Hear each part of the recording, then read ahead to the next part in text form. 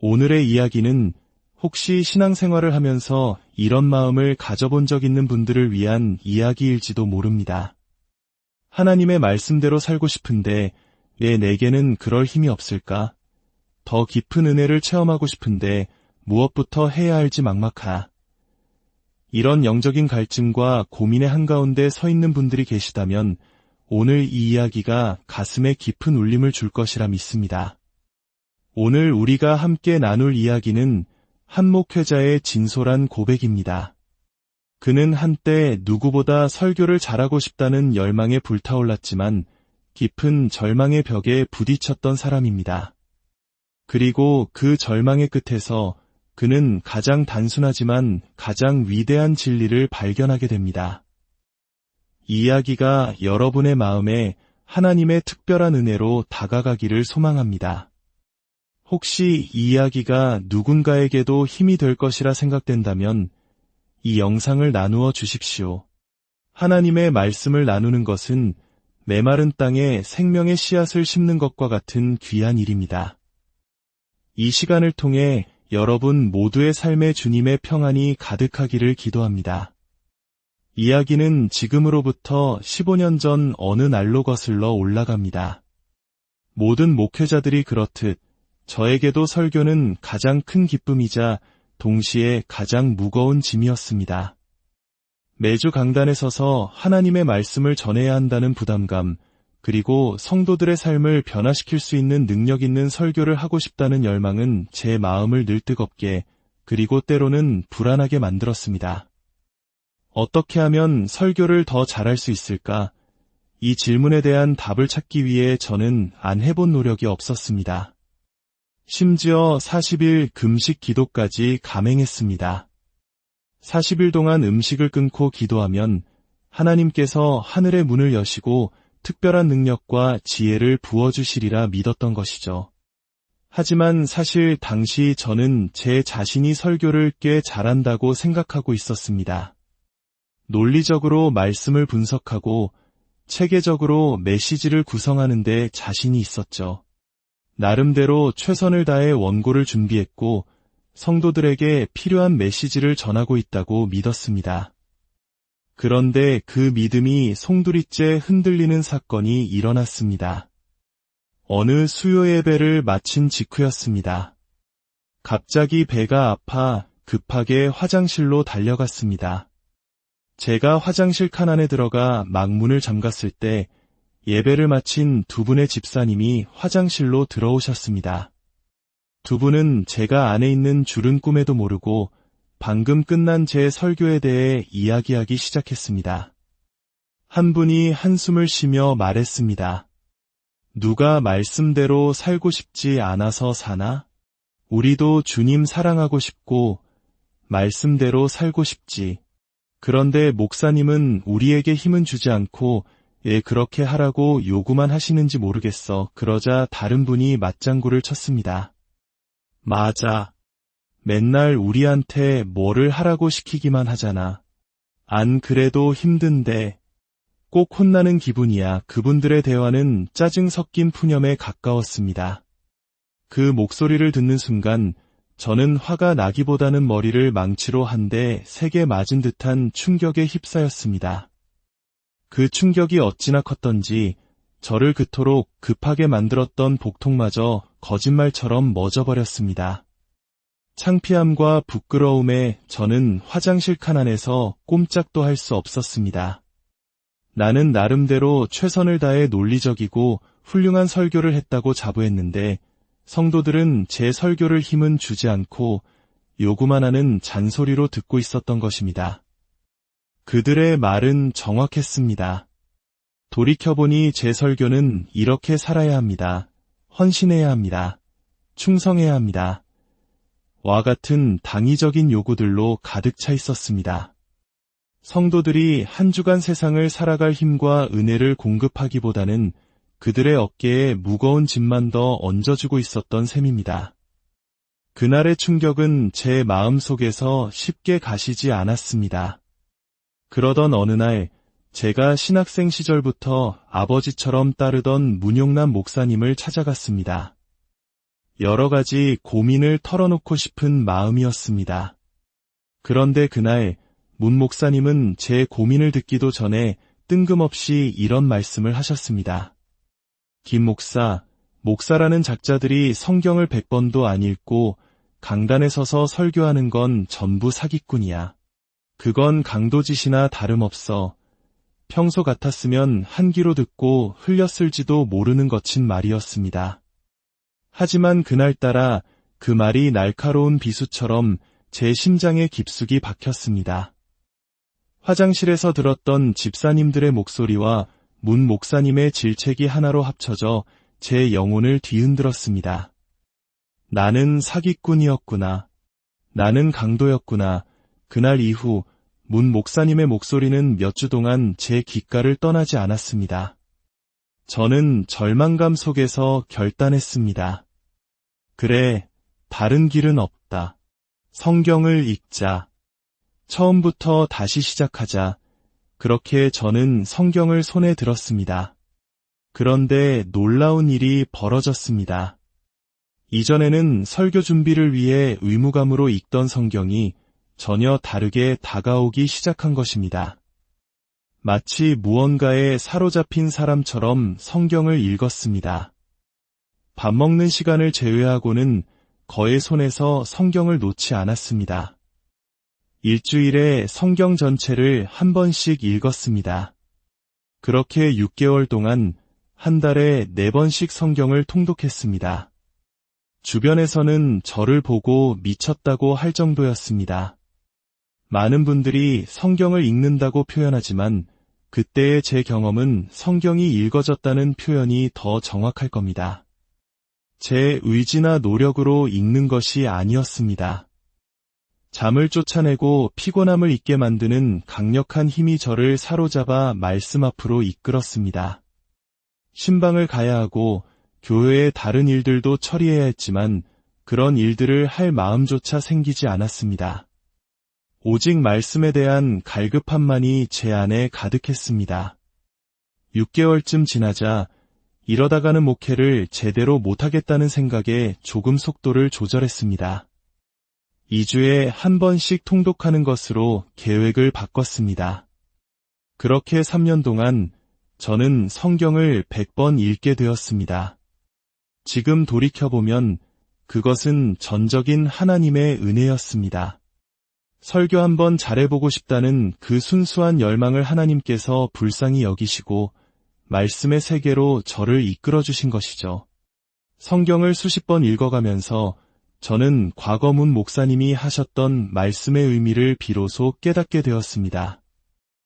그분은 성경을 10번쯤 넘게 읽으면 글자들이 꿈틀꿈틀 움직이는 것처럼 보일 거야 라고 말씀하셨습니다. 처음 그 말을 들었을 때는 저 양반이 이상한 소리를 하시네라고 생각했지만 20독을 넘어갈 무렵 저 역시 비슷한 경험을 하게 되었습니다.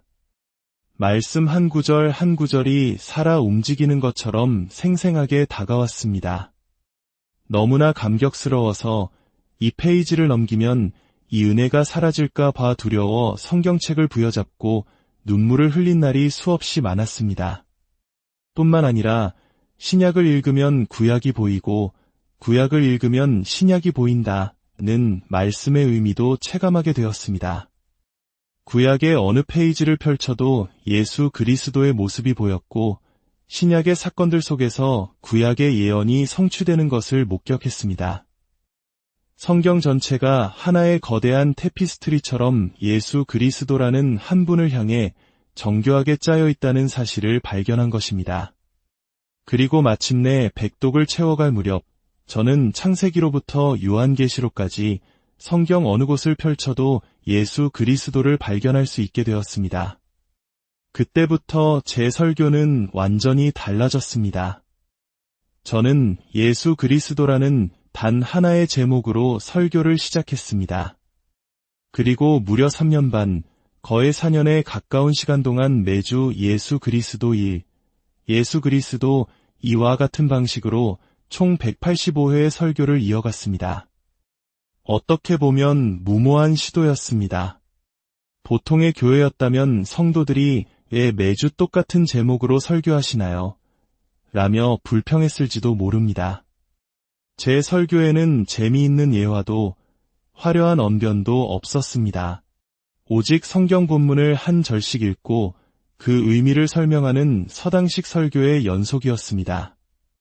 하지만 놀랍게도 단 한 명의 성도도 불평하지 않았습니다.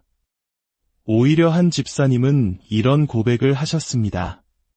목사님, 설교가 재미없거나 딱딱하게 느껴지는 것은 저희의 책임입니다.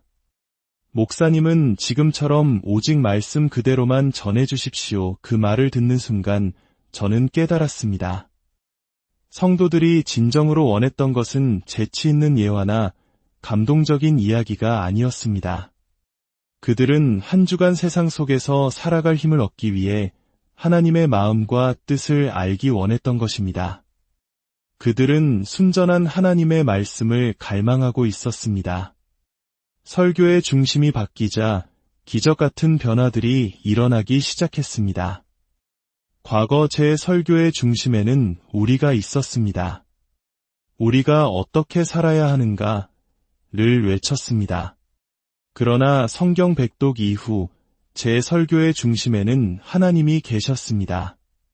하나님께서 우리를 위해 무엇을 하셨는가를 선포했습니다. 여러분, 이렇게 사십시오라고 요구하는 대신 하나님께서 우리를 이렇게 사랑하시고 우리를 위해 이런 놀라운 일들을 행하셨습니다. 라며 하나님의 은혜를 설명했습니다. 성도들에게 헌신하라고 봉사하라고 단 한 번도 요구하지 않았습니다. 그런데 신기하게도 성도들이 스스로 움직이기 시작했습니다.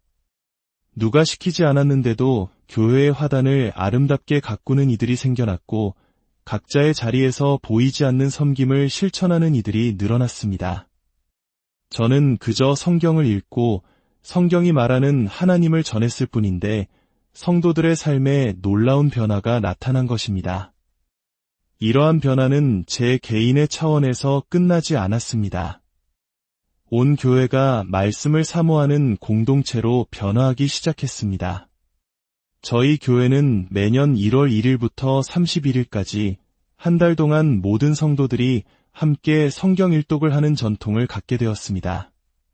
하루에 40장씩 창세기부터 요한계시록까지 단 하루도 빠짐없이 읽어야 하는 힘든 여정입니다.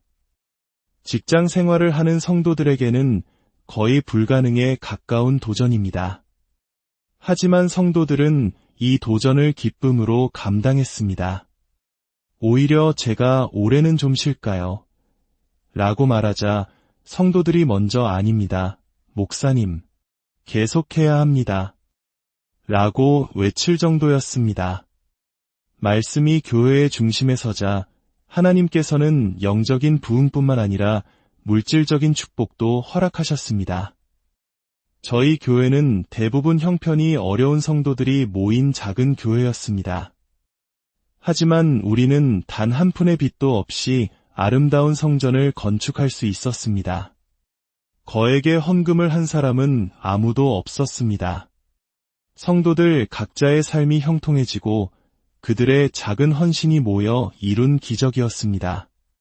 과거에는 교회에서 가장 부유했던 제가 이제는 성도들 가운데 가장 가난한 사람이 되었습니다. 성도들의 삶이 그만큼 윤택해지고 풍성해졌다는 증거입니다. 저는 이 모든 것이 하나님의 원리라고 믿습니다. 하나님께서는 당신의 일을 하실 때 당신의 백성들을 통해 물질을 공급하십니다. 성도들이 먼저 말씀 위에 굳건히 서자 하나님께서 그들의 삶의 자리를 축복하시고 그들을 통해 하나님의 나라를 확장해 가시는 것입니다. 이제 저희 교회는 우리 교회만을 위한 교회가 아닙니다. 주변의 어려운 교회들을 돕고 섬기는 교회가 되었습니다. 바로 이번 달에도 갑작스러운 어려움에 처한 세 곳의 교회에 긴급하게 재정을 지원할 수 있었습니다. 이 모든 것이 성도들이 말씀 안에서 받은 축복을 기꺼이 나누었기에 가능한 일이었습니다. 오늘 이 이야기를 듣고 나도 성경을 읽고 싶다는 마음이 드는 분이 계십니까? 그 마음은 결코 우연이 아닙니다. 하나님께서 여러분에게 주시는 특별한 초대장입니다. 성경을 읽고 싶은 마음이 드는 것 자체가 이미 하나님의 은혜가 여러분의 삶에 시작되었다는 명백한 증거입니다.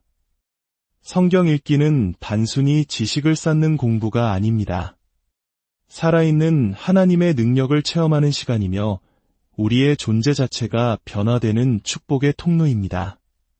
그렇다면 무엇부터 시작해야 할까요? 먼저 결단하십시오. 하나님의 은혜를 사모하며 말씀을 읽겠다고 오늘 이 시간 굳게 결심하십시오. 그리고 처음 시작하신다면 1년에 일독과 같이 느슨한 계획보다는 한 달에 일독을 목표로 집중적으로 도전해 보시기를 권합니다. 하루에 40장씩 순서대로 읽어 나가십시오. 물론 힘들 것입니다. 영적인 싸움이기에 여러 방해가 있을 수도 있습니다. 하지만 그 힘든 과정을 통과하고 나면 이전에 경험하지 못했던 놀라운 은혜의 세계가 열릴 것입니다. 스스로에게 만약 하루라도 걸으면 그날은 밥을 굶겠다와 같은 작은 벌칙을 주는 것도 좋은 동기부여가 될 수 있습니다. 하나님은 우리가 무언가를 들여서 복을 주시는 분이 아니라 먼저 주시기를 기뻐하시는 아버지이십니다. 우리가 말씀 앞에 나아가기로 결단할 때 하나님께서는 이미 우리의 삶에 놀라운 일을 행하기 시작하셨습니다. 그 길은 때로 더디게 느껴질 수 있지만 하나님의 때는 반드시 옵니다. 그리고 그 은혜가 임하는 순간 우리의 삶은 이전과 결코 같을 수 없을 것입니다. 설교를 잘하고 싶다는 한 목회자의 작은 열망에서 시작된 이 이야기는 결국 말씀의 능력이 한 개인과 교회를 그리고 세상을 어떻게 변화시키는지에 대한 생생한 증거가 되었습니다. 여러분, 하나님의 말씀은 살아있고 활력이 있어 우리의 영과 혼과 관절과 골수를 찔러 쪼개기까지 하며 우리 마음의 생각과 뜻을 판단합니다. 이 능력의 말씀을 붙드십시오. 그 말씀이 여러분의 삶을 가장 복되고 형통한 오늘의 이야기는 혹시 신앙생활을 하면서 이런 마음을 가져본 적 있는 분들을 위한 이야기일지도 모릅니다. 하나님의 말씀대로 살고 싶은데 왜 내게는 그럴 힘이 없을까?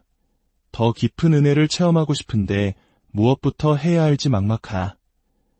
이런 영적인 갈증과 고민의 한가운데 서 있는 분들이 계시다면 오늘 이 이야기가 가슴에 깊은 울림을 줄 것이라 믿습니다. 오늘 우리가 함께 나눌 이야기는 한 목회자의 진솔한 고백입니다. 그는 한때 누구보다 설교를 잘하고 싶다는 열망에 불타올랐지만 깊은 절망의 벽에 부딪혔던 사람입니다. 그리고 그 절망의 끝에서 그는 가장 단순하지만 가장 위대한 진리를 발견하게 됩니다. 이 이야기가 여러분의 마음에 하나님의 특별한 은혜로 다가가기를 소망합니다. 혹시 이 이야기가 누군가에게도 힘이 될 것이라 생각된다면 이 영상을 나누어 주십시오. 하나님의 말씀을 나누는 것은 메마른 땅에 생명의 씨앗을 심는 것과 같은 귀한 일입니다. 이 시간을 통해 여러분 모두의 삶에 주님의 평안이 가득하기를 기도합니다. 이야기는 지금으로부터 15년 전 어느 날로 거슬러 올라갑니다. 모든 목회자들이 그렇듯 저에게도 설교는 가장 큰 기쁨이자 동시에 가장 무거운 짐이었습니다. 매주 강단에 서서 하나님의 말씀을 전해야 한다는 부담감, 그리고 성도들의 삶을 변화시킬 수 있는 능력 있는 설교를 하고 싶다는 열망은 제 마음을 늘 뜨겁게, 그리고 때로는 불안하게 만들었습니다. 어떻게 하면 설교를 더 잘할 수 있을까? 이 질문에 대한 답을 찾기 위해 저는 안 해본 노력이 없었습니다. 심지어 40일 금식 기도까지 감행했습니다. 40일 동안 음식을 끊고 기도하면 하나님께서 하늘의 문을 여시고 특별한 능력과 지혜를 부어주시리라 믿었던 것이죠. 하지만 사실 당시 저는 제 자신이 설교를 꽤 잘한다고 생각하고 있었습니다. 논리적으로 말씀을 분석하고 체계적으로 메시지를 구성하는 데 자신이 있었죠. 나름대로 최선을 다해 원고를 준비했고 성도들에게 필요한 메시지를 전하고 있다고 믿었습니다. 그런데 그 믿음이 송두리째 흔들리는 사건이 일어났습니다. 어느 수요 예배를 마친 직후였습니다. 갑자기 배가 아파 급하게 화장실로 달려갔습니다. 제가 화장실 칸 안에 들어가 막 문을 잠갔을 때 예배를 마친 두 분의 집사님이 화장실로 들어오셨습니다. 두 분은 제가 안에 있는 줄은 꿈에도 모르고 방금 끝난 제 설교에 대해 이야기하기 시작했습니다. 한 분이 한숨을 쉬며 말했습니다. 누가 말씀대로 살고 싶지 않아서 사나? 우리도 주님 사랑하고 싶고 말씀대로 살고 싶지. 그런데 목사님은 우리에게 힘은 주지 않고 그렇게 하라고 요구만 하시는지 모르겠어. 그러자 다른 분이 맞장구를 쳤습니다. 맞아. 맨날 우리한테 뭐를 하라고 시키기만 하잖아. 안 그래도 힘든데. 꼭 혼나는 기분이야. 그분들의 대화는 짜증 섞인 푸념에 가까웠습니다. 그 목소리를 듣는 순간 저는 화가 나기보다는 머리를 망치로 한 대 세게 맞은 듯한 충격에 휩싸였습니다. 그 충격이 어찌나 컸던지 저를 그토록 급하게 만들었던 복통마저 거짓말처럼 멎어버렸습니다. 창피함과 부끄러움에 저는 화장실 칸 안에서 꼼짝도 할 수 없었습니다. 나는 나름대로 최선을 다해 논리적이고 훌륭한 설교를 했다고 자부했는데 성도들은 제 설교를 힘은 주지 않고 요구만 하는 잔소리로 듣고 있었던 것입니다. 그들의 말은 정확했습니다. 돌이켜보니 제 설교는 이렇게 살아야 합니다. 헌신해야 합니다. 충성해야 합니다. 와 같은 당위적인 요구들로 가득 차 있었습니다.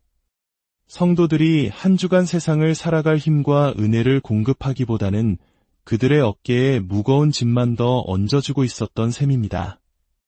그날의 충격은 제 마음속에서 쉽게 가시지 않았습니다. 그러던 어느 날 제가 신학생 시절부터 아버지처럼 따르던 문용남 목사님을 찾아갔습니다. 여러 가지 고민을 털어놓고 싶은 마음이었습니다. 그런데 그날 문 목사님은 제 고민을 듣기도 전에 뜬금없이 이런 말씀을 하셨습니다. 김 목사, 목사라는 작자들이 성경을 100번도 안 읽고 강단에 서서 설교하는 건 전부 사기꾼이야. 그건 강도짓이나 다름없어. 평소 같았으면 한 귀로 듣고 흘렸을지도 모르는 거친 말이었습니다. 하지만 그날따라 그 말이 날카로운 비수처럼 제 심장에 깊숙이 박혔습니다. 화장실에서 들었던 집사님들의 목소리와 문 목사님의 질책이 하나로 합쳐져 제 영혼을 뒤흔들었습니다. 나는 사기꾼이었구나. 나는 강도였구나. 그날 이후 문 목사님의 목소리는 몇 주 동안 제 귓가를 떠나지 않았습니다. 저는 절망감 속에서 결단했습니다. 그래, 다른 길은 없다. 성경을 읽자. 처음부터 다시 시작하자. 그렇게 저는 성경을 손에 들었습니다. 그런데 놀라운 일이 벌어졌습니다. 이전에는 설교 준비를 위해 의무감으로 읽던 성경이 전혀 다르게 다가오기 시작한 것입니다. 마치 무언가에 사로잡힌 사람처럼 성경을 읽었습니다. 밥 먹는 시간을 제외하고는 거의 손에서 성경을 놓지 않았습니다. 일주일에 성경 전체를 한 번씩 읽었습니다. 그렇게 6개월 동안 한 달에 4번씩 성경을 통독했습니다. 주변에서는 저를 보고 미쳤다고 할 정도였습니다. 많은 분들이 성경을 읽는다고 표현하지만 그때의 제 경험은 성경이 읽어졌다는 표현이 더 정확할 겁니다. 제 의지나 노력으로 읽는 것이 아니었습니다. 잠을 쫓아내고 피곤함을 잊게 만드는 강력한 힘이 저를 사로잡아 말씀 앞으로 이끌었습니다. 신방을 가야 하고 교회의 다른 일들도 처리해야 했지만 그런 일들을 할 마음조차 생기지 않았습니다. 오직 말씀에 대한 갈급함만이 제 안에 가득했습니다. 6개월쯤 지나자 이러다가는 목회를 제대로 못하겠다는 생각에 조금 속도를 조절했습니다. 2주에 한 번씩 통독하는 것으로 계획을 바꿨습니다. 그렇게 3년 동안 저는 성경을 100번 읽게 되었습니다. 지금 돌이켜보면 그것은 전적인 하나님의 은혜였습니다. 설교 한번 잘해보고 싶다는 그 순수한 열망을 하나님께서 불쌍히 여기시고 말씀의 세계로 저를 이끌어주신 것이죠. 성경을 수십 번 읽어가면서 저는 과거문 목사님이 하셨던 말씀의 의미를 비로소 깨닫게 되었습니다. 그분은 성경을 10번쯤 넘게 읽으면 글자들이 꿈틀꿈틀 움직이는 것처럼 보일 거야 라고 말씀하셨습니다. 처음 그 말을 들었을 때는 저 양반이 이상한 소리를 하시네라고 생각했지만 20독을 넘어갈 무렵 저 역시 비슷한 경험을 하게 되었습니다. 말씀 한 구절 한 구절이 살아 움직이는 것처럼 생생하게 다가왔습니다. 너무나 감격스러워서 이 페이지를 넘기면 이 은혜가 사라질까 봐 두려워 성경책을 부여잡고 눈물을 흘린 날이 수없이 많았습니다. 뿐만 아니라 신약을 읽으면 구약이 보이고 구약을 읽으면 신약이 보인다는 말씀의 의미도 체감하게 되었습니다. 구약의 어느 페이지를 펼쳐도 예수 그리스도의 모습이 보였고 신약의 사건들 속에서 구약의 예언이 성취되는 것을 목격했습니다.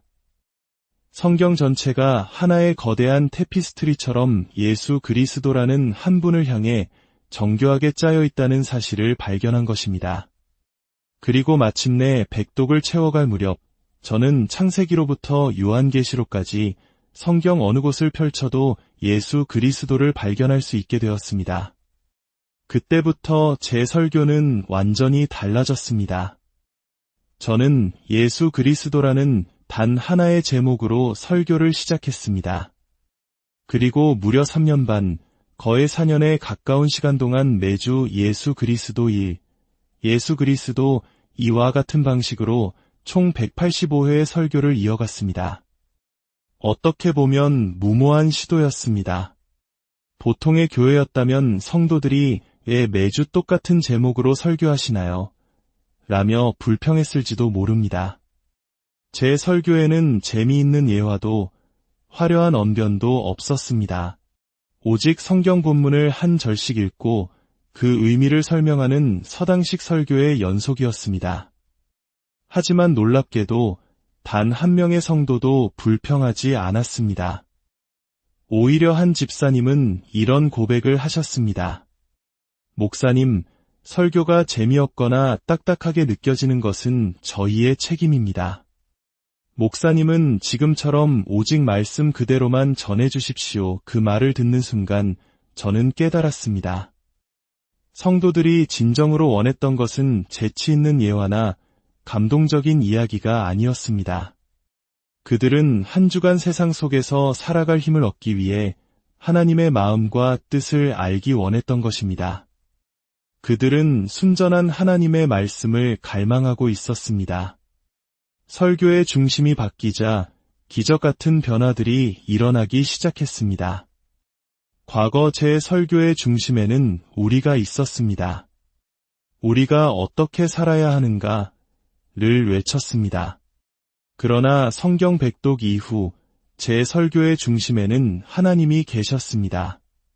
하나님께서 우리를 위해 무엇을 하셨는가를 선포했습니다. 여러분, 이렇게 사십시오라고 요구하는 대신 하나님께서 우리를 이렇게 사랑하시고 우리를 위해 이런 놀라운 일들을 행하셨습니다. 라며 하나님의 은혜를 설명했습니다. 성도들에게 헌신하라고, 봉사하라고 단 한 번도 요구하지 않았습니다. 그런데 신기하게도 성도들이 스스로 움직이기 시작했습니다. 누가 시키지 않았는데도 교회의 화단을 아름답게 가꾸는 이들이 생겨났고 각자의 자리에서 보이지 않는 섬김을 실천하는 이들이 늘어났습니다. 저는 그저 성경을 읽고 성경이 말하는 하나님을 전했을 뿐인데 성도들의 삶에 놀라운 변화가 나타난 것입니다. 이러한 변화는 제 개인의 차원에서 끝나지 않았습니다. 온 교회가 말씀을 사모하는 공동체로 변화하기 시작했습니다. 저희 교회는 매년 1월 1일부터 31일까지 한 달 동안 모든 성도들이 함께 성경 일독을 하는 전통을 갖게 되었습니다. 하루에 40장씩 창세기부터 요한계시록까지 단 하루도 빠짐없이 읽어야 하는 힘든 여정입니다. 직장 생활을 하는 성도들에게는 거의 불가능에 가까운 도전입니다. 하지만 성도들은 이 도전을 기쁨으로 감당했습니다. 오히려 제가 올해는 좀 쉴까요? 라고 말하자 성도들이 먼저 아닙니다. 목사님, 계속해야 합니다. 라고 외칠 정도였습니다. 말씀이 교회의 중심에 서자 하나님께서는 영적인 부흥뿐만 아니라 물질적인 축복도 허락하셨습니다. 저희 교회는 대부분 형편이 어려운 성도들이 모인 작은 교회였습니다. 하지만 우리는 단 한 푼의 빚도 없이 아름다운 성전을 건축할 수 있었습니다. 거액의 헌금을 한 사람은 아무도 없었습니다. 성도들 각자의 삶이 형통해지고 그들의 작은 헌신이 모여 이룬 기적이었습니다. 과거에는 교회에서 가장 부유했던 제가 이제는 성도들 가운데 가장 가난한 사람이 되었습니다. 성도들의 삶이 그만큼 윤택해지고 풍성해졌다는 증거입니다. 저는 이 모든 것이 하나님의 원리라고 믿습니다. 하나님께서는 당신의 일을 하실 때 당신의 백성들을 통해 물질을 공급하십니다. 성도들이 먼저 말씀 위에 굳건히 서자 하나님께서 그들의 삶의 자리를 축복하시고 그들을 통해 하나님의 나라를 확장해 가시는 것입니다. 이제 저희 교회는 우리 교회만을 위한 교회가 아닙니다. 주변의 어려운 교회들을 돕고 섬기는 교회가 되었습니다. 바로 이번 달에도 갑작스러운 어려움에 처한 세 곳의 교회에 긴급하게 재정을 지원할 수 있었습니다. 이 모든 것이 성도들이 말씀 안에서 받은 축복을 기꺼이 나누었기에 가능한 일이었습니다. 오늘 이 이야기를 듣고 나도 성경을 읽고 싶다는 마음이 드는 분이 계십니까? 그 마음은 결코 우연이 아닙니다. 하나님께서 여러분에게 주시는 특별한 초대장입니다. 성경을 읽고 싶은 마음이 드는 것 자체가 이미 하나님의 은혜가 여러분의 삶에 시작되었다는 명백한 증거입니다. 성경 읽기는 단순히 지식을 쌓는 공부가 아닙니다. 살아있는 하나님의 능력을 체험하는 시간이며 우리의 존재 자체가 변화되는 축복의 통로입니다. 그렇다면 무엇부터 시작해야 할까요? 먼저 결단하십시오. 하나님의 은혜를 사모하며 말씀을 읽겠다고 오늘 이 시간 굳게 결심하십시오. 그리고 처음 시작하신다면 1년의 일독과 같이 느슨한 계획보다는 한 달의 일독을 목표로 집중적으로 도전해 보시기를 권합니다. 하루에 40장씩 순서대로 읽어 나가십시오. 물론 힘들 것입니다. 영적인 싸움이기에 여러 방해가 있을 수도 있습니다. 하지만 그 힘든 과정을 통과하고 나면 이전에 경험하지 못했던 놀라운 은혜의 세계가 열릴 것입니다. 스스로에게 만약 하루라도 걸으면 그날은 밥을 굶겠다와 같은 작은 벌칙을 주는 것도 좋은 동기부여가 될 수 있습니다.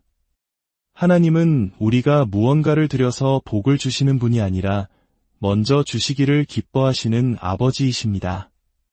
우리가 말씀 앞에 나아가기로 결단할 때 하나님께서는 이미 우리의 삶에 놀라운 일을 행하기 시작하셨습니다. 그 길은 때로 더디게 느껴질 수 있지만 하나님의 때는 반드시 옵니다. 그리고 그 은혜가 임하는 순간 우리의 삶은 이전과 결코 같을 수 없을 것입니다. 설교를 잘하고 싶다는 한 목회자의 작은 열망에서 시작된 이 이야기는 결국 말씀의 능력이 한 개인과 교회를 그리고 세상을 어떻게 변화시키는지에 대한 생생한 증거가 되었습니다. 여러분, 하나님의 말씀은 살아있고 활력이 있어 우리의 영과 혼과 관절과 골수를 찔러 쪼개기까지 하며 우리 마음의 생각과 뜻을 판단합니다. 이 능력의 말씀을 붙드십시오. 그 말씀이 여러분의 삶을 가장 복되고 형통한. 오늘의 이야기는 혹시 신앙생활을 하면서 이런 마음을 가져본 적 있는 분들을 위한 이야기일지도 모릅니다. 하나님의 말씀대로 살고 싶은데 왜 내게는 그럴 힘이 없을까? 더 깊은 은혜를 체험하고 싶은데 무엇부터 해야 할지 막막하. 이런 영적인 갈증과 고민의 한가운데 서 있는 분들이 계시다면 오늘 이 이야기가 가슴에 깊은 울림을 줄 것이라 믿습니다.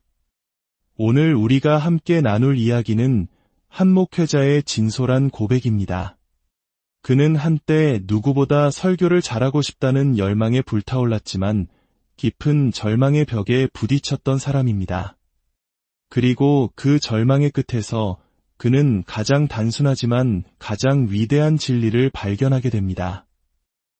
이 이야기가 여러분의 마음에 하나님의 특별한 은혜로 다가가기를 소망합니다.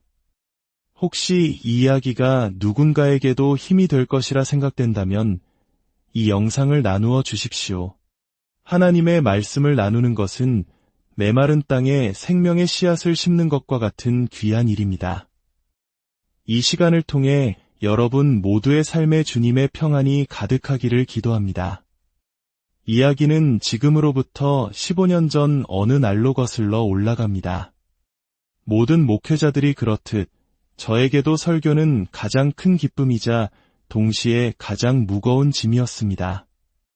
매주 강단에 서서 하나님의 말씀을 전해야 한다는 부담감, 그리고 성도들의 삶을 변화시킬 수 있는 능력 있는 설교를 하고 싶다는 열망은 제 마음을 늘 뜨겁게, 그리고 때로는 불안하게 만들었습니다.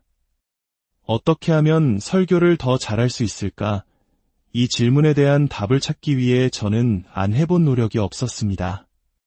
심지어 40일 금식 기도까지 감행했습니다.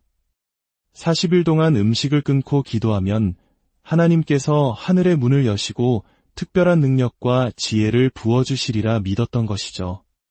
하지만 사실 당시 저는 제 자신이 설교를 꽤 잘한다고 생각하고 있었습니다.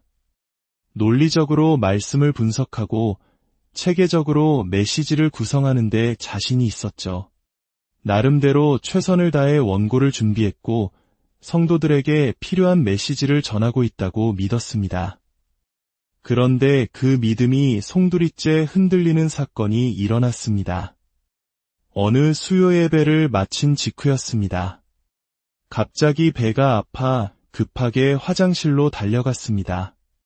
제가 화장실 칸 안에 들어가 막 문을 잠갔을 때 예배를 마친 두 분의 집사님이 화장실로 들어오셨습니다. 두 분은 제가 안에 있는 줄은 꿈에도 모르고 방금 끝난 제 설교에 대해 이야기하기 시작했습니다. 한 분이 한숨을 쉬며 말했습니다. 누가 말씀대로 살고 싶지 않아서 사나? 우리도 주님 사랑하고 싶고 말씀대로 살고 싶지. 그런데 목사님은 우리에게 힘은 주지 않고 왜 그렇게 하라고 요구만 하시는지 모르겠어. 그러자 다른 분이 맞장구를 쳤습니다. 맞아. 맨날 우리한테 뭐를 하라고 시키기만 하잖아. 안 그래도 힘든데. 꼭 혼나는 기분이야. 그분들의 대화는 짜증 섞인 푸념에 가까웠습니다. 그 목소리를 듣는 순간 저는 화가 나기보다는 머리를 망치로 한 대 세게 맞은 듯한 충격에 휩싸였습니다. 그 충격이 어찌나 컸던지 저를 그토록 급하게 만들었던 복통마저 거짓말처럼 멎어버렸습니다. 창피함과 부끄러움에 저는 화장실 칸 안에서 꼼짝도 할 수 없었습니다. 나는 나름대로 최선을 다해 논리적이고 훌륭한 설교를 했다고 자부했는데 성도들은 제 설교를 힘은 주지 않고 요구만 하는 잔소리로 듣고 있었던 것입니다. 그들의 말은 정확했습니다. 돌이켜보니 제 설교는 이렇게 살아야 합니다. 헌신해야 합니다. 충성해야 합니다. 와 같은 당위적인 요구들로 가득 차 있었습니다. 성도들이 한 주간 세상을 살아갈 힘과 은혜를 공급하기보다는 그들의 어깨에 무거운 짐만 더 얹어주고 있었던 셈입니다. 그날의 충격은 제 마음속에서 쉽게 가시지 않았습니다. 그러던 어느 날 제가 신학생 시절부터 아버지처럼 따르던 문용남 목사님을 찾아갔습니다. 여러 가지 고민을 털어놓고 싶은 마음이었습니다. 그런데 그날 문 목사님은 제 고민을 듣기도 전에 뜬금없이 이런 말씀을 하셨습니다. 김 목사, 목사라는 작자들이 성경을 100번도 안 읽고 강단에 서서 설교하는 건 전부 사기꾼이야. 그건 강도짓이나 다름없어. 평소 같았으면 한 귀로 듣고 흘렸을지도 모르는 거친 말이었습니다. 하지만 그날따라 그 말이 날카로운 비수처럼 제 심장에 깊숙이 박혔습니다. 화장실에서 들었던 집사님들의 목소리와 문 목사님의 질책이 하나로 합쳐져 제 영혼을 뒤흔들었습니다. 나는 사기꾼이었구나. 나는 강도였구나. 그날 이후 문 목사님의 목소리는 몇 주 동안 제 귓가를 떠나지 않았습니다. 저는 절망감 속에서 결단했습니다. 그래, 다른 길은 없다. 성경을 읽자. 처음부터 다시 시작하자. 그렇게 저는 성경을 손에 들었습니다. 그런데 놀라운 일이 벌어졌습니다. 이전에는 설교 준비를 위해 의무감으로 읽던 성경이 전혀 다르게 다가오기 시작한 것입니다. 마치 무언가에 사로잡힌 사람처럼 성경을 읽었습니다. 밥 먹는 시간을 제외하고는 거의 손에서 성경을 놓지 않았습니다. 일주일에 성경 전체를 한 번씩 읽었습니다. 그렇게 6개월 동안 한 달에 4번씩 성경을 통독했습니다. 주변에서는 저를 보고 미쳤다고 할 정도였습니다. 많은 분들이 성경을 읽는다고 표현하지만 그때의 제 경험은 성경이 읽어졌다는 표현이 더 정확할 겁니다. 제 의지나 노력으로 읽는 것이 아니었습니다. 잠을 쫓아내고 피곤함을 잊게 만드는 강력한 힘이 저를 사로잡아 말씀 앞으로 이끌었습니다. 신방을 가야 하고 교회의 다른 일들도 처리해야 했지만 그런 일들을 할 마음조차 생기지 않았습니다. 오직 말씀에 대한 갈급함만이 제 안에 가득했습니다. 6개월쯤 지나자 이러다가는 목회를 제대로 못하겠다는 생각에 조금 속도를 조절했습니다. 2주에 한 번씩 통독하는 것으로 계획을 바꿨습니다. 그렇게 3년 동안 저는 성경을 100번 읽게 되었습니다. 지금 돌이켜보면 그것은 전적인 하나님의 은혜였습니다. 설교 한번 잘해보고 싶다는 그 순수한 열망을 하나님께서 불쌍히 여기시고 말씀의 세계로 저를 이끌어주신 것이죠. 성경을 수십 번 읽어가면서 저는 과거 문 목사님이 하셨던 말씀의 의미를 비로소 깨닫게 되었습니다. 그분은 성경을 10번쯤 넘게 읽으면 글자들이 꿈틀꿈틀 움직이는 것처럼 보일 거야 라고 말씀하셨습니다. 처음 그 말을 들었을 때는 저 양반이 이상한 소리를 하시네라고 생각했지만 20독을 넘어갈 무렵 저 역시 비슷한 경험을 하게 되었습니다. 말씀 한 구절 한 구절이 살아 움직이는 것처럼 생생하게 다가왔습니다. 너무나 감격스러워서 이 페이지를 넘기면 이 은혜가 사라질까 봐 두려워 성경책을 부여잡고 눈물을 흘린 날이 수없이 많았습니다. 뿐만 아니라 신약을 읽으면 구약이 보이고 구약을 읽으면 신약이 보인다는 말씀의 의미도 체감하게 되었습니다. 구약의 어느 페이지를 펼쳐도 예수 그리스도의 모습이 보였고 신약의 사건들 속에서 구약의 예언이 성취되는 것을 목격했습니다. 성경 전체가 하나의 거대한 테피스트리처럼 예수 그리스도라는 한 분을 향해 정교하게 짜여 있다는 사실을 발견한 것입니다. 그리고 마침내 100독을 채워갈 무렵 저는 창세기로부터 요한계시록까지 성경 어느 곳을 펼쳐도 예수 그리스도를 발견할 수 있게 되었습니다. 그때부터 제 설교는 완전히 달라졌습니다. 저는 예수 그리스도라는 단 하나의 제목으로 설교를 시작했습니다.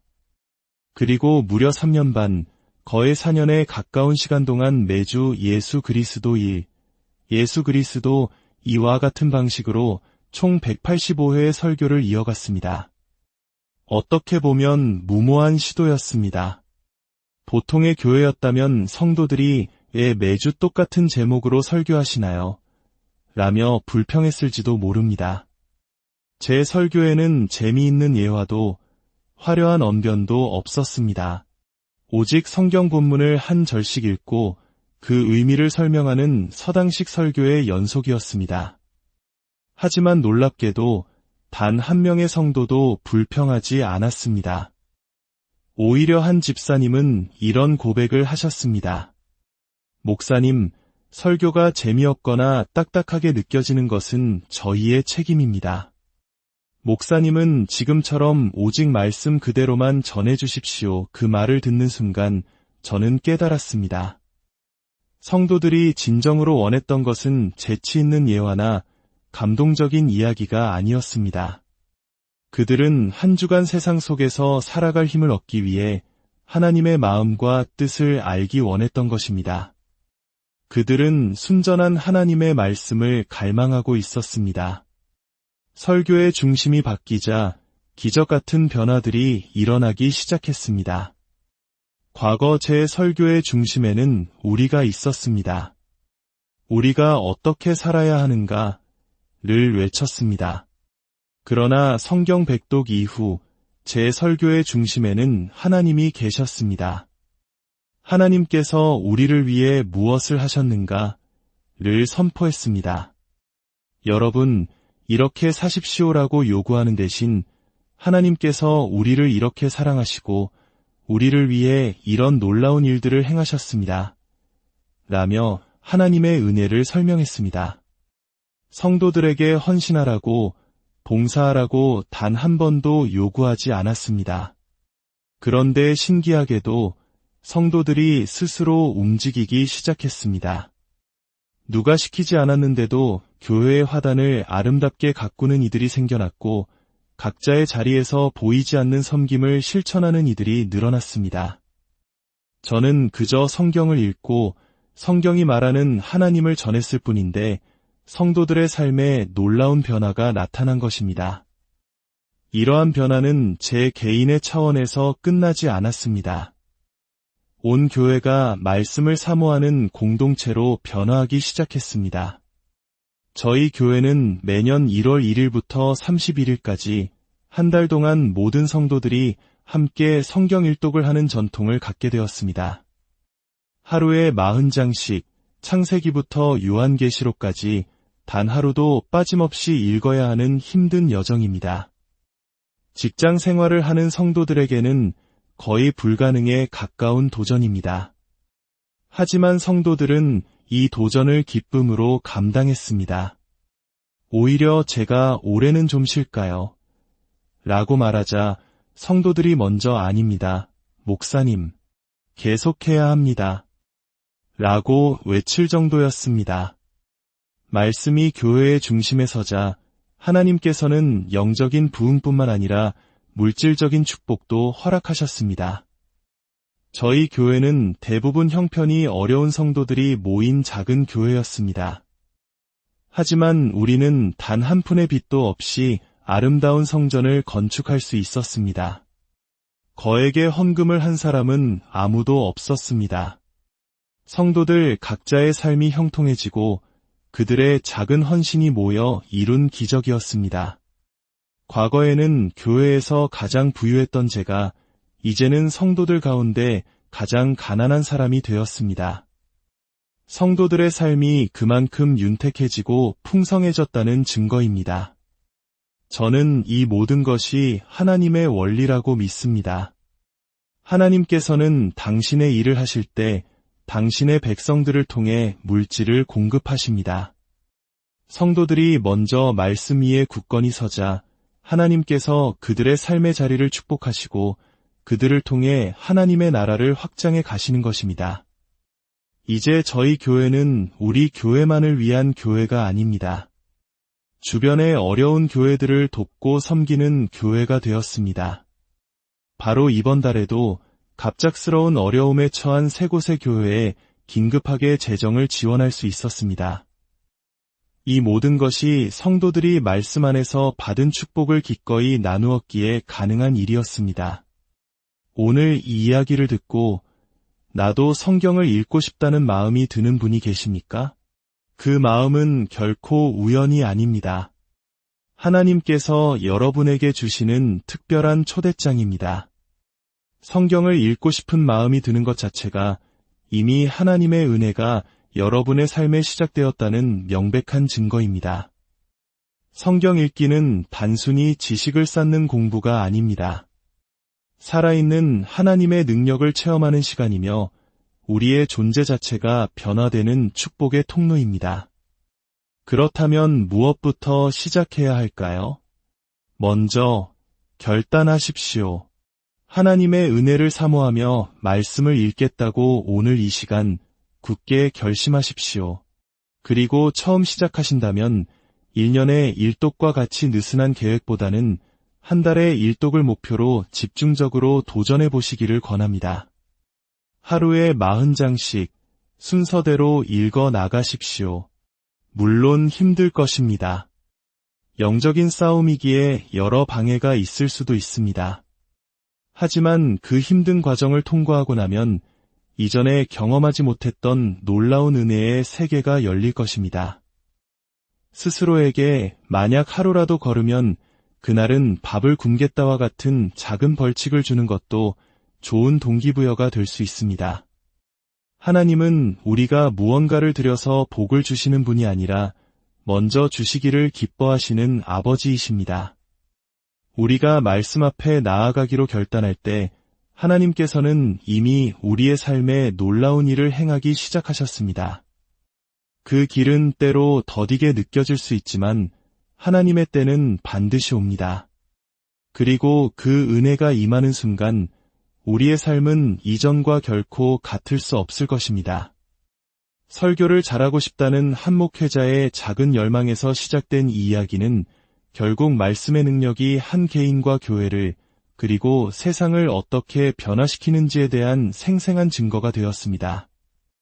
여러분, 하나님의 말씀은 살아있고 활력이 있어 우리의 영과 혼과 관절과 골수를 찔러 쪼개기까지 하며 우리 마음의 생각과 뜻을 판단합니다. 이 능력의 말씀을 붙드십시오. 그 말씀이 여러분의 삶을 가장 복되고 형통한 오늘의 이야기는 혹시 신앙생활을 하면서 이런 마음을 가져본 적 있는 분들을 위한 이야기일지도 모릅니다. 하나님의 말씀대로 살고 싶은데 왜 내게는 그럴 힘이 없을까? 더 깊은 은혜를 체험하고 싶은데 무엇부터 해야 할지 막막하. 이런 영적인 갈증과 고민의 한가운데 서 있는 분들이 계시다면 오늘 이 이야기가 가슴에 깊은 울림을 줄 것이라 믿습니다. 오늘 우리가 함께 나눌 이야기는 한 목회자의 진솔한 고백입니다. 그는 한때 누구보다 설교를 잘하고 싶다는 열망에 불타올랐지만 깊은 절망의 벽에 부딪혔던 사람입니다. 그리고 그 절망의 끝에서 그는 가장 단순하지만 가장 위대한 진리를 발견하게 됩니다. 이 이야기가 여러분의 마음에 하나님의 특별한 은혜로 다가가기를 소망합니다. 혹시 이 이야기가 누군가에게도 힘이 될 것이라 생각된다면 이 영상을 나누어 주십시오. 하나님의 말씀을 나누는 것은 메마른 땅에 생명의 씨앗을 심는 것과 같은 귀한 일입니다. 이 시간을 통해 여러분 모두의 삶에 주님의 평안이 가득하기를 기도합니다. 이야기는 지금으로부터 15년 전 어느 날로 거슬러 올라갑니다. 모든 목회자들이 그렇듯 저에게도 설교는 가장 큰 기쁨이자 동시에 가장 무거운 짐이었습니다. 매주 강단에 서서 하나님의 말씀을 전해야 한다는 부담감, 그리고 성도들의 삶을 변화시킬 수 있는 능력 있는 설교를 하고 싶다는 열망은 제 마음을 늘 뜨겁게, 그리고 때로는 불안하게 만들었습니다. 어떻게 하면 설교를 더 잘할 수 있을까? 이 질문에 대한 답을 찾기 위해 저는 안 해본 노력이 없었습니다. 심지어 40일 금식 기도까지 감행했습니다. 40일 동안 음식을 끊고 기도하면 하나님께서 하늘의 문을 여시고 특별한 능력과 지혜를 부어주시리라 믿었던 것이죠. 하지만 사실 당시 저는 제 자신이 설교를 꽤 잘한다고 생각하고 있었습니다. 논리적으로 말씀을 분석하고 체계적으로 메시지를 구성하는 데 자신이 있었죠. 나름대로 최선을 다해 원고를 준비했고 성도들에게 필요한 메시지를 전하고 있다고 믿었습니다. 그런데 그 믿음이 송두리째 흔들리는 사건이 일어났습니다. 어느 수요 예배를 마친 직후였습니다. 갑자기 배가 아파 급하게 화장실로 달려갔습니다. 제가 화장실 칸 안에 들어가 막 문을 잠갔을 때 예배를 마친 두 분의 집사님이 화장실로 들어오셨습니다. 두 분은 제가 안에 있는 줄은 꿈에도 모르고 방금 끝난 제 설교에 대해 이야기하기 시작했습니다. 한 분이 한숨을 쉬며 말했습니다. 누가 말씀대로 살고 싶지 않아서 사나? 우리도 주님 사랑하고 싶고 말씀대로 살고 싶지. 그런데 목사님은 우리에게 힘은 주지 않고 그렇게 하라고 요구만 하시는지 모르겠어. 그러자 다른 분이 맞장구를 쳤습니다. 맞아. 맨날 우리한테 뭐를 하라고 시키기만 하잖아. 안 그래도 힘든데. 꼭 혼나는 기분이야. 그분들의 대화는 짜증 섞인 푸념에 가까웠습니다.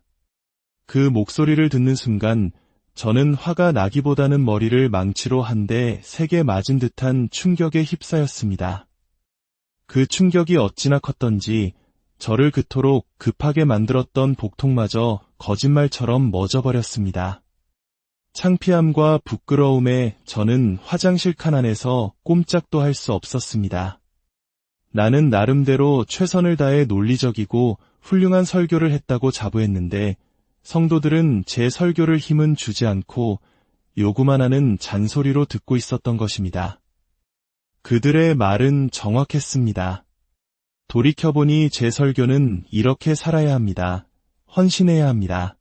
충성해야 합니다. 와 같은 당위적인 요구들로 가득 차 있었습니다. 성도들이 한 주간 세상을 살아갈 힘과 은혜를 공급하기보다는 그들의 어깨에 무거운 짐만 더 얹어주고 있었던 셈입니다. 그날의 충격은 제 마음속에서 쉽게 가시지 않았습니다. 그러던 어느 날 제가 신학생 시절부터 아버지처럼 따르던 문용남 목사님을 찾아갔습니다. 여러 가지 고민을 털어놓고 싶은 마음이었습니다. 그런데 그날 문 목사님은 제 고민을 듣기도 전에 뜬금없이 이런 말씀을 하셨습니다. 김 목사, 목사라는 작자들이 성경을 100번도 안 읽고 강단에 서서 설교하는 건 전부 사기꾼이야. 그건 강도짓이나 다름없어. 평소 같았으면 한 귀로 듣고 흘렸을지도 모르는 거친 말이었습니다. 하지만 그날따라 그 말이 날카로운 비수처럼 제 심장에 깊숙이 박혔습니다. 화장실에서 들었던 집사님들의 목소리와 문 목사님의 질책이 하나로 합쳐져 제 영혼을 뒤흔들었습니다. 나는 사기꾼이었구나. 나는 강도였구나. 그날 이후 문 목사님의 목소리는 몇 주 동안 제 귓가를 떠나지 않았습니다. 저는 절망감 속에서 결단했습니다. 그래, 다른 길은 없다. 성경을 읽자. 처음부터 다시 시작하자. 그렇게 저는 성경을 손에 들었습니다. 그런데 놀라운 일이 벌어졌습니다. 이전에는 설교 준비를 위해 의무감으로 읽던 성경이 전혀 다르게 다가오기 시작한 것입니다. 마치 무언가에 사로잡힌 사람처럼 성경을 읽었습니다. 밥 먹는 시간을 제외하고는 거의 손에서 성경을 놓지 않았습니다. 일주일에 성경 전체를 한 번씩 읽었습니다. 그렇게 6개월 동안 한 달에 4번씩 성경을 통독했습니다. 주변에서는 저를 보고 미쳤다고 할 정도였습니다. 많은 분들이 성경을 읽는다고 표현하지만 그때의 제 경험은 성경이 읽어졌다는 표현이 더 정확할 겁니다. 제 의지나 노력으로 읽는 것이 아니었습니다. 잠을 쫓아내고 피곤함을 잊게 만드는 강력한 힘이 저를 사로잡아 말씀 앞으로 이끌었습니다. 신방을 가야 하고 교회의 다른 일들도 처리해야 했지만 그런 일들을 할 마음조차 생기지 않았습니다. 오직 말씀에 대한 갈급함만이 제 안에 가득했습니다. 6개월쯤 지나자 이러다가는 목회를 제대로 못하겠다는